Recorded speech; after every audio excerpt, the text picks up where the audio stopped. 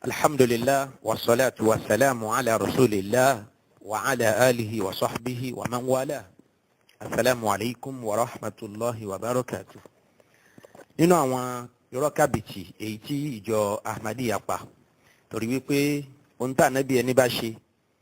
túláàsì ni kí ọmọlẹ́yìn ànábì náà kó nígbàgbọ́ nínú àwọn nǹkan náà. Ghulam Ahmad èyí tí ìjọ Ahmadiyya yàn láàyò gẹ́gẹ́ bí ànábì títí wọn tí wọ́n nígbàgbọ́ nínú ẹ̀, ìgbàgbọ́ náà ìgbàgbọ́ àtoríkòdì, ìgbàgbọ́ tó já sí wípé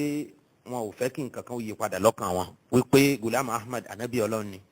Ghulam Ahmad Mahdi ni, Ghulam Ahmad al-Masihul Maw'ud Isa ọmọ Maryam tí ànábì sọ fún wa kó ń bọ̀ nígbẹ̀yìn ayé ni. Ìgbàgbọ́ tí wọ́n ní sí Ghulam Ahmad òun náà ni ìgbàgbọ́ wípé òun ni ìpẹ̀kun gbogbo àwọn ànábì Ọlọ́run, òun ni ànábì tí ó kẹ́yìn pátápátá nínú gbogbo àwọn ànábì Ọlọ́run. tó ń tí bó ṣe já sí pé Allah subhanahu wa ta'ala ti sọ̀rọ̀ ó ti parí ẹnu suratul Ahzab Quran chapter 33 verse 40 wípé ma kana Muhammadun aba ahadin min rijalikum walakin rasulallahi wa khataman nabiyyin. Òjíṣẹ́ Ọlọ́run ní ìpẹ̀kun gbogbo àwọn ànábì Ọlọ́run, ìyẹn ànábì wa Muhammad sallallahu alaihi wasallam. Ṣùgbọ́n lọ́dọ̀ ọjọ́ Ahmadiyya wọ́n tún ti Ghulam Ahmad wọ́n ti bọ abẹ́ àyà yẹn pòun gangan ní khatamun nabiyyin gẹ́gẹ́ bóun náà ṣe pè rẹ̀ nínú tírà al-khutbatul ilhamiyya àtàwọn tírà míì tó kọ. Nínú àwọn irọ́ kàbìtì èyí tí Ghulam Ahmad pa, èyí tá a fi lè gba ọ̀rọ̀ ẹ̀ wọlé rárá, tá a sì lè kákùn kankan kọjá òpùrọ́ ọmọlẹ́yìn ṣèitọ́ọ̀nì tí ó wá da ọ̀nà rúmọ́ àwọn ìjọ ànábì sallallahu alaihi wasallam lójú.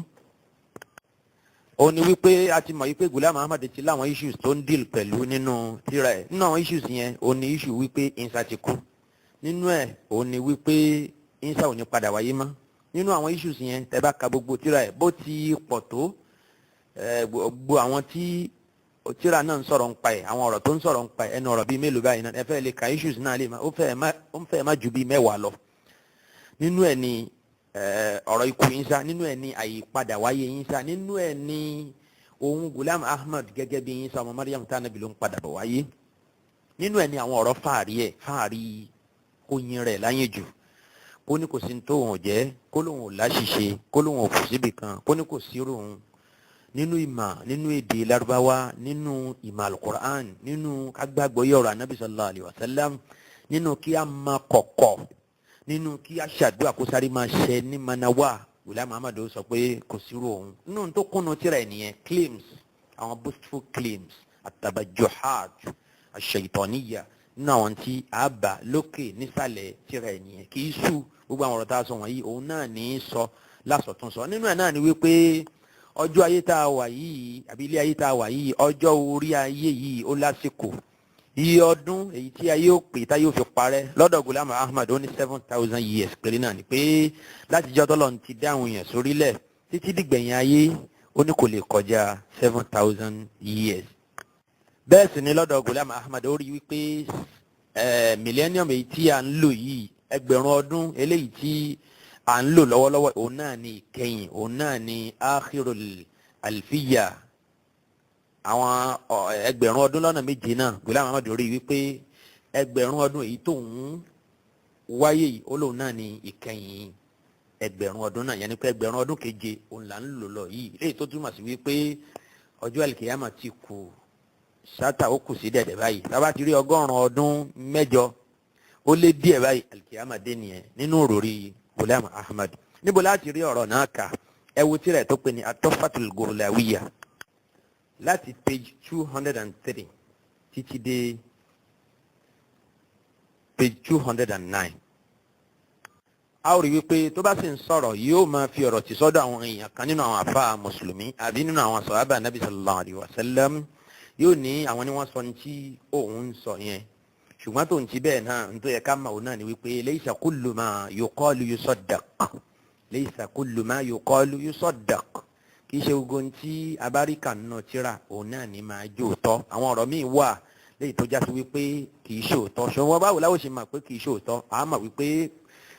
kò ní níbàámu sí al-Qur'an, bẹ́ẹ̀ sì ni yóò sì tako ọ̀rọ̀ Ànábì wa Muhammad sallallahu alayhi wa sallam. ní page 203 nínú tíra Tuhfatul Gurlawiyya, Ghulam Muhammad sọ ń bẹ̀ wípé ó láwọn àfa ẹ̀sìn wọn gbà wá ani Nabi sallallahu alayhi wa sallam látọ̀dọ̀ Ànábì kí àtọ̀lọ́lọ́ kó máa bá a pé anna umra dunya, pé ìṣẹ̀mí ayé yìí gbogbo ọdún èyí tí ayé yìí ó dì tí ó fi parẹ́ ó ní 7,000 sana, ó náà ní 7,000 years. ó fi ọ̀rọ̀ yẹn tì sí ọ̀dọ̀ Ànábì wa sallallahu alayhi wa sallam. ó ní wa kadhalika qad nukila bi tariqin sahih an Ibn Abbas, ó ní bákan náà wọ́n tún gbà wá látọ̀dọ̀ Ibn Abbas pẹ̀lú ẹgbà wá èyí tí ó fẹsẹ̀ múlẹ̀ anna dunya 7 ayyam, pé ilé ayé yìí ọjọ́ méje péré náà láyé, láti yawmul ahad ti di yawmul jumu'ah wa kullu yawmin láti yawmul ahad ti yawmus sabt wa kullu yawmin minha 1000 sanatin. ó ní wọ́n ní Ibn Abbas sọ pé bẹ́ẹ̀ sì ni gbogbo ọjọ́ kọ̀ọ̀kan nínú àwọn ọjọ́ ayé méjèèjì òun náà ni ó ṣe déédéé 1000 years, léyìí tó túmọ̀ sí wípé 7,000 years òun náà ni ọjọ́ orí ilé ayé tá a wà yìí láti bẹ̀rẹ̀ títí dé òpin lọ́dọ̀ Ghulam Ahmad, ànábì òpùrọ́ èyí tí ìjọ Ahmadiyya tẹ̀lé. mo lérò pé ńgbà tá a bá ń gbọ́ wípé ànábì òpùrọ́ ni kò ní í jọ wá lójúmọ́, nítorí wípé àti gbọ́ ọ̀pọ̀lọpọ̀ nínú àwọn òbítíbitì irọ́, àwọn irọ́ kàǹkà èyí tí ṣètọ́nù gan tí a gbọ́ kó dánrú ẹ̀ láṣà nínú ìṣesí àbí nínú àwọn ọ̀rọ̀ ẹ̀ àti bá lẹ́nu Ghulam Ahmad, léyìí tó mú àmọ̀ wípé ọba kan ló jẹ́ nínú àwọn bàbá ńlá àwọn òpùrọ́. Ọlọ́run kó ṣe wá kó níbi aburú ẹ̀, kó bá la àwọn tí wọ́n wà nínú gbèkùn irọ́ Ghulam Ahmad. ohun tó dá wa lójú náà ni wípé àwọn àkọọ́lẹ̀ yìí tó fi tì sọ́dọ̀ àwọn aṣíwájú tí a sọ yẹn gẹ́gẹ́ bí Ibn Abbas àtàwọn al-Imam Bayhaqi àti Imam Tabarani, àmọ́ pé àwọn àkọọ́lẹ̀ tí ò lẹ́sẹ̀ ńlẹ̀ ni irọ́ lásán òun náà ni àwọn ọ̀rọ̀ náà. ṣùgbọ́n ẹni bá tẹ̀síwájú nínú kíka ọ̀rọ̀ Ghulam Ahmad ń gbà mí, á rí wípé kì í ṣe pé ó bìlífù nínú àwọn àdìsí yẹn gangan. vision tó ń sọ fún wa lọ́pọ̀lọpọ̀ gbà pé òun rí, wọ́n ti fi hàn nínú vision wípé ìṣẹ̀mí ayé yìí kò ní ju 7,000 years, òun gan ló gbàgbọ́ nínú ẹ̀. àti ìmọ̀ hisabu, ìmọ̀ ká máa wo yẹ̀pẹ̀, ìmọ̀ ká máa wo iṣẹ́, ká máa fi nọ́mbà kan tú kan, èyí tí Ghulam Ahmad tó kọ́ lákọ̀ọ́yanjú lọ́dọ̀ bàbá tó bí tí ṣe Ghulam Murtada, òun náà ló lò ló fi calculate iye ọdún èyí tí ọmọ ẹ̀dá ènìyàn ó lò lórí ilẹ̀ yẹn, èyí tí ayé yìí tí ó pè tí ó fi wá sópin. ohun tó gbára lé gan òun náà ni àwọn òǹkà èyí tí àwọn oní ìsáábì àbáwọn alálìjànú èyí tí wọ́n máa ń lò láti lè fi mọ̀ pé nígbà báyìí nǹkan báyìí ó ṣẹlẹ̀, gẹ́gẹ́ bí a tún ṣe padà máa gbọ́ síwájú sí i. ohun tó fi ìmọ̀ hisabu tá a wí yìí àti ìmọ̀ ká máa wò ràwọ̀ àti ká máa wò ṣùpá èyí tó fi dá lára á padà máa gbọ́. nínú tó sọ nínú page 204 nínú Tuhfatul Gurlawiyya òun náà ni wípé ó ní fatiflu aidan yumkinu an yudrika annahu hina taqarrara min al-ahadith as-sahihah al-mutawatirah bi anna umra ad-dunya ay bad'a min Adam alayhi salam ila al-akhir 7,000 sana. Ghulam Ahmad sọ pé kódà ọmọ kékeré, àwọn ọmọ kéékèèké, kódà àwọn gan wọn ó mọ̀ gẹ́gẹ́ bí ó ti ṣe wà nínú àwọn àdéhìsì tó fẹsẹ̀ múlẹ̀ lọ́dọ̀ títí ẹ̀ ní o. ọ̀rọ̀ tá a sọ yìí kò sínú àdéhìsì kankan tó fẹsẹ̀ múlẹ̀ pé iye ọdún èyí tí ayé yìí ó lò tí ó fi wá sópin òun náà ní 7,000 years. ṣùgbọ́n bí Ghulam Ahmad ṣe nìyẹn, yóò kàn fabricate ọ̀rọ̀, yóò dẹ̀ fètì sára sọ́dọ̀ ànábì wa sallallahu alayhi wa sallam. gẹ́gẹ́ bí a ti ṣe rí, ó ti pọ̀ nú ọ̀pọ̀lọpọ̀ ọ̀rọ̀ yìí tó fi tì sọ́dọ̀ ànábì tó já sí wípé ẹ̀yẹn máa bí ìlọ́wọ́ Ahmadiyya dọ̀tún la mẹ́wàá àwọn àmì rí mo jáde. bí wọ́n bá sì mú un tó jọ bẹ́ẹ̀ jáde, ẹ kíyèsí dáadáa, ẹ ti mọ̀ wípé àwọn àdìsí tí àwọn òpùrọ́ èèyàn tí wọ́n dá àdápa ọ̀rọ̀ ẹ̀ mọ́ ànábì wa sallallahu alayhi wa sallam òun náà ní àdìsí náà, torí wípé a ò ní bá nínú àwọn àkọọ́lẹ̀ àdìsí èyí tó fẹsẹ̀ múlẹ̀ bíi Sahih Bukhari àbí Muslim. kódà nínú àwọn tírà àwọn àfáà yòókù náà bíi Sunan Bayhaqi, bíi Shu'abul Iman, bíi Kanzul Ummal àti bẹ́ẹ̀ bẹ́ẹ̀ lọ, bíi Shu'abul Iman àti Kanzul Ummal àti gbogbo àwọn tírà tó rí bẹ́ẹ̀. tẹ́ bá bá nínú àwọn tírà náà ẹ bá wípé rìwáyà náà gan rìwáyà dọ̀yìn ìfà yóò jẹ́ ọ̀rọ̀ tí a ò lè gbára lé, torí wípé àwọn òpùrọ́ òun náà làwọn tí wọ́n gba ọ̀rọ̀ yẹn wá. ṣùgbọ́n gbogbo nǹkan ní sahih lọ́dọ̀ Ghulam Ahmad, tó bá ti nígbàgbọ́ náà kankan yóò yàsáré lẹ̀ máa nábì pé kódà ó ti wà nínú àwọn àdéhìí tí kò ní Ghulam Ahmad lára rárá láti sáré sọ ohun tó bá nígbàgbọ́ nínú ẹ̀ láti sáré sọ di àdéhìí àbí kẹ́kọ̀ọ́ sọ di àyà Kùránì kò ní ó wà ní Kùránì báyìí ó wà ní àdéhìí báyìí ṣùgbọ́n ìyẹn wà lọ ẹ wà bọ̀ pẹ̀lú ìmọ̀ àti òye ẹ rí wípé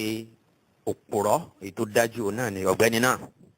Ó ní ọmọ kékeré kódà àwọn gan mọ̀ wípé ó ti wà nínú àdéhìí wípé ìṣẹ̀mí ayé yìí yẹn pé ọjọ́ orí ilé ayé ta wà ń bẹ̀ yìí látàsìkò Adam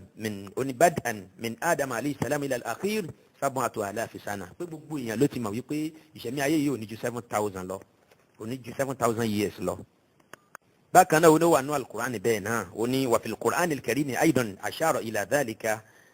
fi ayati inna yawman inda rabbika ka alfi sanatin mimma ta'udun. ó ló wà nínú al-Qur'an gan wípé Ọlọ́run sọ wípé ọjọ́ kan lọ́dọ̀ òun Ọlọ́run ó dà gẹ́gẹ́ bí ẹgbẹ̀rún ọdún. ìtukùtù ló tú àyà yìí tí àtàwọn náà bá padà sínú tẹ̀fsírì ẹ̀ gẹ́gẹ́ bí a ṣe máa padà máa ṣàlàyé ẹ̀ fún wa lẹ́kùnrẹ́rẹ́ wípé ọjọ́ méje ló wà ó túmọ̀ sí wípé ọjọ́ kọ̀ọ̀kan ṣe déédéé 1,000 years ó túmọ̀ sí wípé ọjọ́ méje tá a ní ó ṣe déédéé 7,000 years ìyẹn ni pé ìṣẹ̀mí ayé ó ṣe déédéé 7,000 years lọ́dọ̀ sí Ghulam Ahmad. ó sọ fún wa wípé wọ́n gbé ànábì wa sallallahu alaihi wasallam dìde ní ẹgbẹ̀rún ọdún ìkẹfà wọ́n á sì gbé òun Ghulam Ahmad dìde ní ẹgbẹ̀rún ọdún ìkeje. irú àwọn ọ̀rọ̀ tí mo sọ yìí nípa wípé Ghulam Ahmad sọ wípé gbogbo ìṣẹ̀mí ayé yìí láti àsìkò Adam alayhi salatu wasalam títí di ìgbẹ̀yìn ayé kò ní ju 7,000 years lọ. a ó tún rí kà nínú tírà al-khutbatul ilhamiyya tabawo page 64 àti page 65 àti page 106 àti page 112. bákan náà kí a lè rí kàlédé òyìnbó káwo ìwé tẹ́síkìrọ̀ page 235. mo tún fẹ́ fi tó gbogbo ẹ̀yin olùgbọ́ mi létí wípé ọ̀pọ̀lọpọ̀ ìgbà tí a bá ń sọ̀rọ̀ ọjọ́ Ahmadiyya táwa ń gbìyànjú láti fìdí ọ̀rọ̀ kan múlẹ̀ wípé tẹ́ bá wòwe báyìí ẹ ó bá a pé ó sọ ń bẹ̀ báyìí kì í ṣe àwọn ibi tí ọ̀rọ̀ yẹn wà nìkan làwọn àyè tí a dárúkọ yẹn torí pé ọ̀rọ̀ Ghulam Ahmad ṣe bí mo ṣe sọ ó ti láwọn issues tó ń deal pẹ̀lú nínú àwọn gbogbo ìwé tó kọ àsọtúnsọ òun náà ni àwọn ọ̀rọ̀ ẹ̀ máa ń jẹ́. ó ṣeé ṣe kó jásí pé lórí ọ̀rọ̀ kan a lè kóòtù àyè tí ó fẹ́ tó nǹkan bíi 20 sí 30 nínú gbogbo àwọn tírà ẹ̀ tabakan ọ̀rọ̀ adárúkọ bíi méjì mẹ́ta ẹnu àbá yìí tí a rí àsìkò fìdí ẹ̀ fi múlẹ̀ àbẹ́ yìí tí mo rántí dárúkọ òun náà nìyẹn. ìyẹn ni wípé a tún lè bá láwọn bòmíì nínú àwọn tírà ẹ̀ ìdí tí mo sì ṣe ń kóòtù kọjá ẹyọ kan òun náà ni wípé ó ṣeé ṣe kó jásí wípé ọ̀rọ̀ tó sọ níbì kan náà àwọn ìwé ẹ̀ a ò gbọ́ yé dáadáa ń bẹ àbí kẹ́ẹ̀kọ́ kún tó a ó tún rí i kà sí lọ́nà míì ìkejì ìkẹta ìkẹrin ìkarùn títí lọ bẹ́ẹ̀. gbogbo wọn yìí ń ti torí kí ìjọ Ahmadiyya má rí ibi kankan sá sí àti láti lè sọ wípé ṣe là ń parọ́ máa wọn àmọ́ ń tí ó wà nínú àwọn ìwé wọn. tàbí arẹ́nìkan tí yóò sọ bẹ́ẹ̀ fún wa àwa mùsùlùmí ṣe ni ká gbé lẹ́nu sọ̀hún ẹni kó sáwo ìwé yẹn kó wá tébù ẹ̀ síwájú yín kẹ́yìn náà wá bá a wò ṣé ń ta ló wà ń bẹ́ẹ̀ ṣé ò sí ń bẹ́ẹ̀ ṣùgbọ́n táwọn á ní kò tiẹ̀ sí ń bẹ́ẹ̀ nínú tó lè fa kó má sí ń bẹ́ẹ̀ ọwọ́ wọn náà ló wà ó ní wípé wọ́n máa ń da ìwé wọn lọ́pọ̀lọpọ̀ ìgbà àwọn versions kan wà àbáwọn editions kan wà tán ti tẹ̀ tẹ́lẹ̀ tó ti pẹ́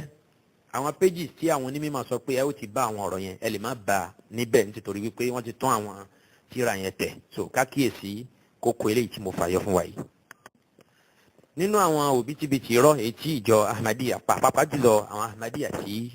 wọ́n wà láyé lẹ́nìí a ó máa gbọ́ nínú ọ̀rọ̀ wọn láti gbàdégbà wípé anabi Adam alayhi salatu wa salam wọn lòun kọ́ ni àkọ́kọ́ èèyàn tí Allah subhanahu wa ta'ala kọ́kọ́ dá wọ́n ní Adam kọ́ ni àkọ́kọ́ èèyàn yẹn ni pé àwọn ẹ̀dá ènìyàn kan ti ń ṣẹ̀mí lórí ilẹ̀ yìí síwájú kọ́lọ́n tó dá Adam Ọlọ́run sì rán Adam sí ọ̀pọ̀lọpọ̀ àwọn èèyàn tó ti wà lórí ilẹ̀. tá bá wo fídíò kan èyí tí wọ́n pè ní idhak ma'a qadiyan al-jama'ati al-ahmadiyya yẹn ni pé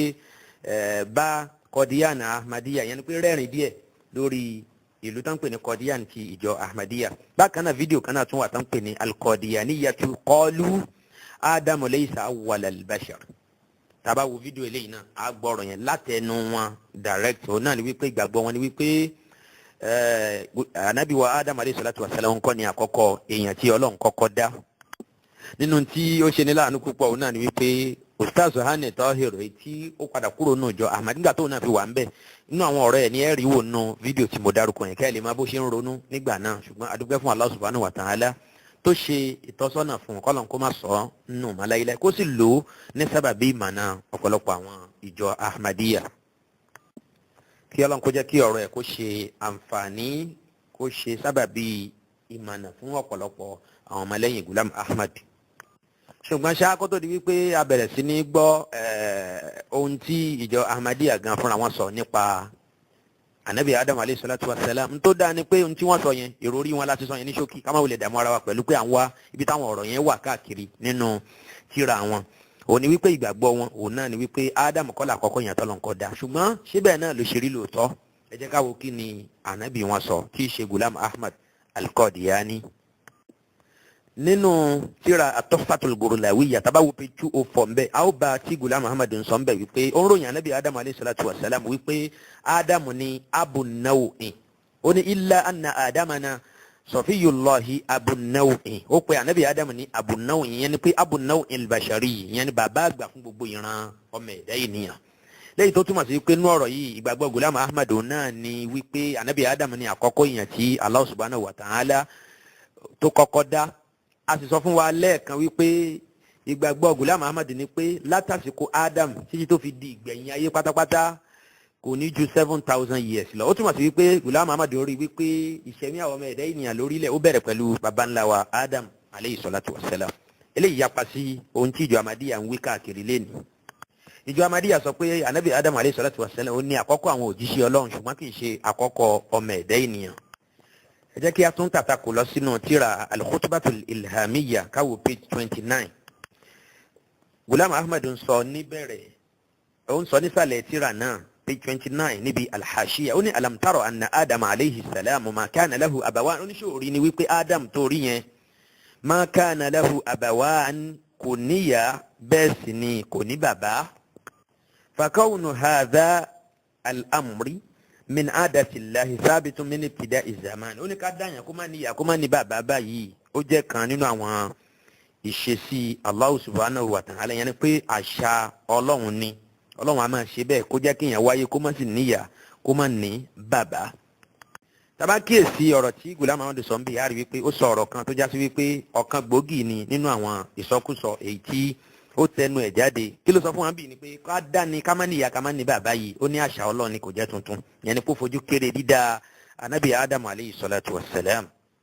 yẹn ni pé dídá yẹn kò pàtàkì kò bàbàrà, àṣà Ọlọ́run ni Ọlọ́run máa ń ṣe bẹ́ẹ̀ dáadáa. Ìbéèrè ni wípé ẹjá bèèrè lọ́wọ́ ìjọ Ahmadiyya ta ni wọ́n bínú ọmọ ẹ̀dá ènìyàn tí ò níyà tí ó sì ní bàbá láì ṣe Malikisedeki inú Bíbélì ta ló nítọ̀hún yẹn ẹ̀sà wò. A rí pé bí Ghulam Ahmad bí ti ṣe nìyẹn yóò sọ̀rọ̀ bí ẹni tí ò jẹ́ nílàkàyè, lóòótọ́ náà kò kú nílàkàyè náà. Ó sọ̀rọ̀ ànábì Adam pé bíbí ẹ̀ kò jẹ́ pàtàkì. Ìgbà tó sọ̀rọ̀ nípa bíbí Ìsá náà ó ní bíbí ànábì Ìsá ó ní kò pàtàkì pé àìmọye kòkòrò ni wọ́n wà tó jásí pé wọ́n níyà wọn ní bàbá, so kí ló wá pàtàkì nínú bíbí ànábì Ìsá alayhi salatu wassalam. Bí Ghulam Ahmad ṣe ń fi àwọn àbùkù olóròǹbó kan àwọn ànábì Ọlọ́run nìyẹn tó ń fojú yẹpẹrẹ wọn tó sì ń pàtàkì rẹ̀ pé kò sírù òun, kódà òun kì í ṣẹgbẹ́ ọ̀pọ̀lọpọ̀ nínú àwọn ànábì yẹn. Padà síbi tí a wà tẹ́lẹ̀ jàre, tá bá wo ọ̀rọ̀ tá a kà tán nísìnyí ní ìsàlẹ̀ page 29 nínú tírà al-Khutbatul Ilhamiyya.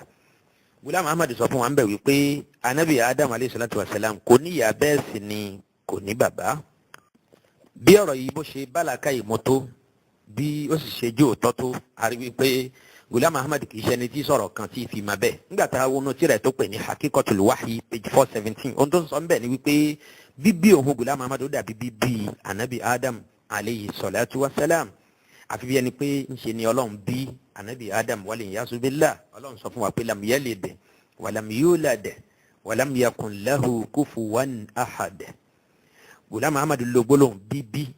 ó ní bíbí òun ó dàbí bíbí Adam alayhi salatu wassalam, ìyẹn nínú tírà Haqiqatul Wahyi page 417. Ìgbà tó sì wà nínú tírà al-Khutbatul Ilhamiyya ó sọ ń bẹ̀ wípé Adam tẹ́ ń wò yẹn o ma kana lahu abawan, kò níyà bẹ́ẹ̀ sì ni kò ní bàbá. Gẹ́gẹ́ bóun náà ṣe dájú rẹ̀ bí ọ̀rọ̀ ọlọ́dẹ orí, ọ̀rọ̀ alágánnigan ẹni tó yẹ agánnigan, bí ọ̀rọ̀ wọn ṣe máa ń takora wọn òun náà nìyẹn. Torí wípé ẹnìkan kì í lo gbólóhùn wàlàdà fún Allah subhanahu wa ta'ala nínú ìtàn ẹ̀sìn Islam lẹ́yìn ìgbà tọ́lọ̀ ń ṣe náà fi ọ̀rọ̀ yẹn kú òfin rẹ̀. Bíjọ́ Ahmadiyya ṣe máa ń ṣe nìyẹn. Tọ́lọ̀ ń bá kọ gbólóhùn pé káti ẹ̀ máa lò fún àwọn á lò fún Ọlọ́run. Ọlọ́run ní ká má fi òun jọ nǹkan kan, àwọn á fi Ọlọ́run jọ octopus, wọ́n á ní kò sí láì fi ń bẹ̀. Wọ́n á fi Ọlọ́run jọ olè, wọ́n á ní kò sí láì fi ń bẹ̀. Wọ́n á fi Ọlọ́run jọ ẹlẹ́dẹ̀, wọ́n á ní kò burú.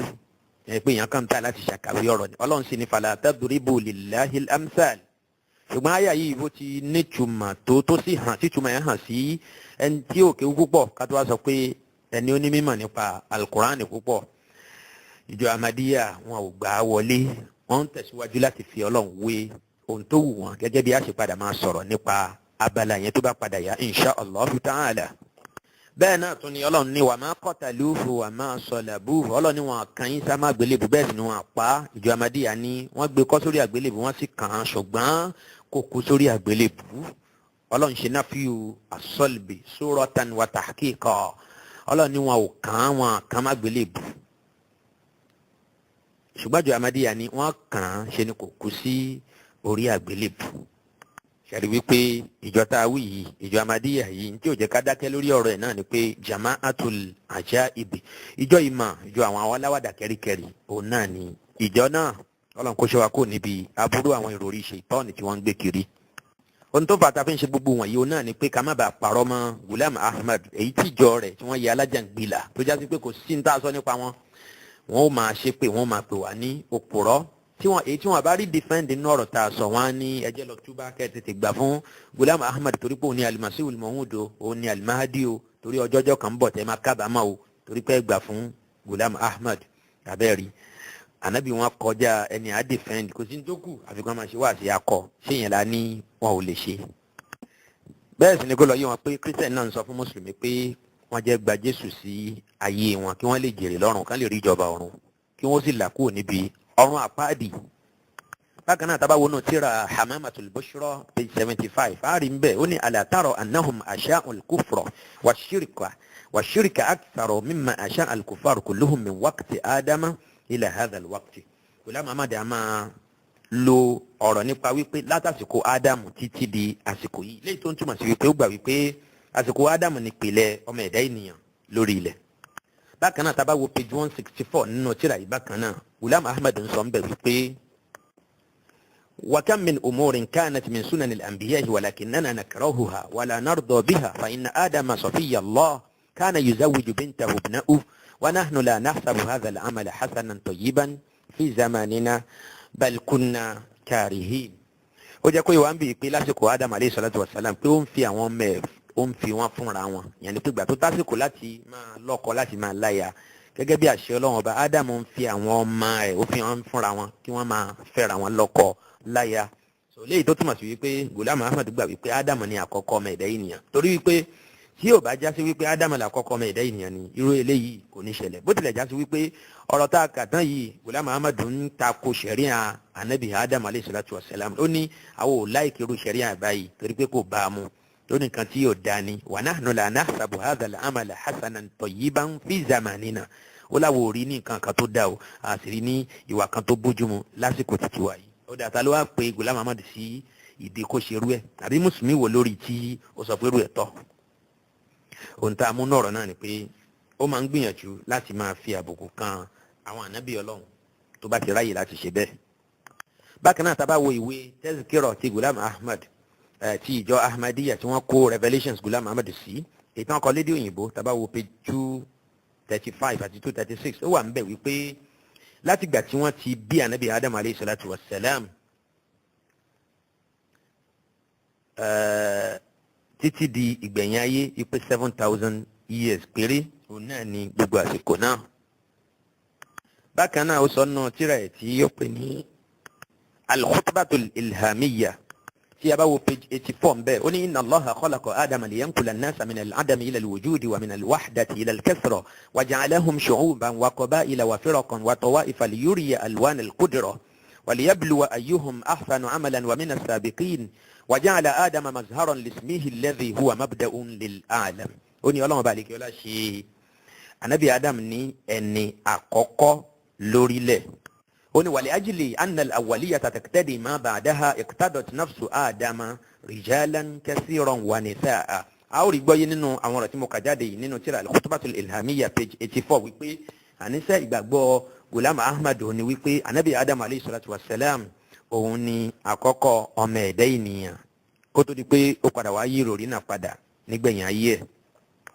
bákan náà nínú tírà al-khutbatul ilhamiyya page 88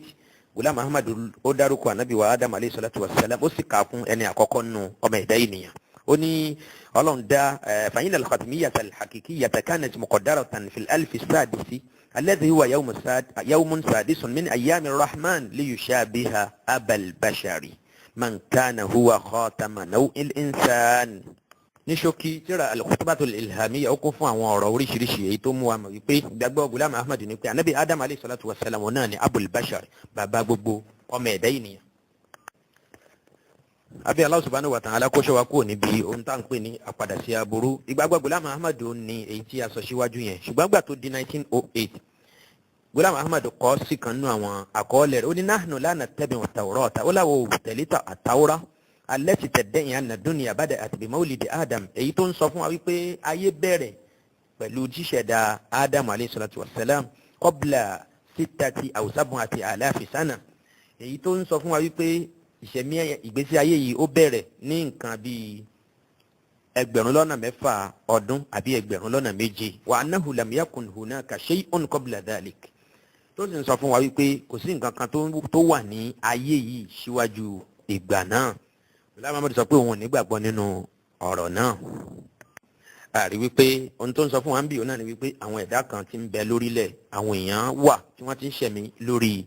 ilẹ̀ tẹ́lẹ̀tẹ́lẹ̀. ohun tí Ghulam Ahmad sọ ń bì yìí á rí pé àtakò ló jẹ́ fún tí ó sọ náà àwọn tírà yòókù. ọ̀rọ̀ tá a kà tán yìí wà nínú tírà al-malfuzat part 10 tàbá wo page 432 àwùbá níbẹ̀ bẹ́ẹ̀. ṣùgbọ́n kí ọ̀rọ̀ yìí kó tó lè clear sí wa dáadáa ọmọ Ghulam Ahmad tí ṣe Bashiruddin Mahmud Ahmad tí ṣe khalifa ẹlẹ́ẹ̀kejì lẹ́yìn ẹ̀ nínú àwọn khulafa ar-rashidun náà títí ìjọ Ahmadiyya. ohun tó ń sọ fún wa ni pé ó ní bàbá àwọn pàdé ẹnìkan tó jẹ́ nínú àwọn alágbègbà àwọn soothsayers arọf láti ìlú Australia. ó ní ọ̀rọ̀ bá ṣẹlẹ̀ láàrin àwọn méjèèjì ní Ghulam Ahmad bá fèsì fún alágbègbà yẹn wípé Ádámù òun kọ́ ni àkọ́kọ́ èèyàn tí ó ṣẹ̀mí lórí ilẹ̀ yìí.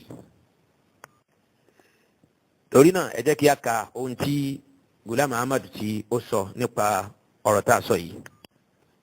tí a bá ti gbé gbogbo àwọn ọ̀rọ̀ tí a kà tẹ́lẹ̀ nípa àwọn ìgbàgbọ́ Ghulam Ahmad nípa wípé Ádámù ni àkọ́kọ́ ọmọ ẹ̀dá ènìyàn a ó ti mọ báwo ni ọ̀rọ̀ yìí ṣe jẹ́. èyí tó pọ̀jù nínú ọ̀rọ̀ ẹ̀hún náà ni wípé Ádámù ni àkọ́kọ́ ọmọ ẹ̀dá ènìyàn. ṣùgbọ́n a rí ẹyọ kan ṣoṣo a rí ìfìdí ẹ̀ múlẹ̀ nínú tírà èyí tó sọ wípé òun ò nígbàgbọ́ nípa wípé ayé bẹ̀rẹ̀ ní nǹkan bí 6,000 àbí 7,000 years sẹ́yìn gẹ́gẹ́ bí àtàwọ́rà ṣe sọ Ọlọ́hun ò nígbàgbọ́. ọ̀rọ̀ yìí nìkan la rí nínú ọ̀rọ̀ Ghulam Ahmad tí a rí wípé ó fi ìdí ọ̀rọ̀ tá a sọ yìí múlẹ̀ wípé ó tún padà yí padà wípé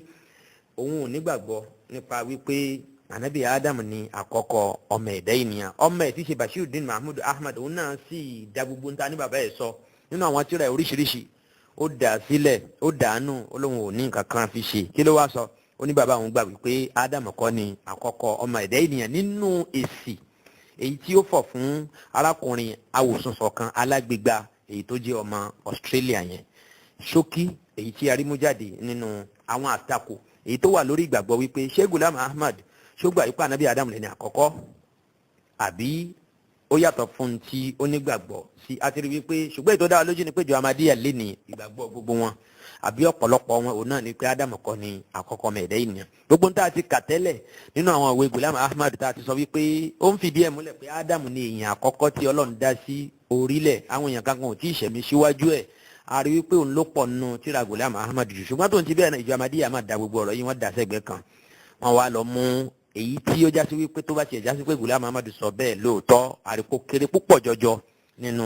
ọ̀rọ̀ ẹ̀. ẹni tó gbé ọ̀rọ̀ náà jáde òun náà ni ọmọ Ghulam Ahmad tí í ṣe Bashiruddin Mahmud Ahmad.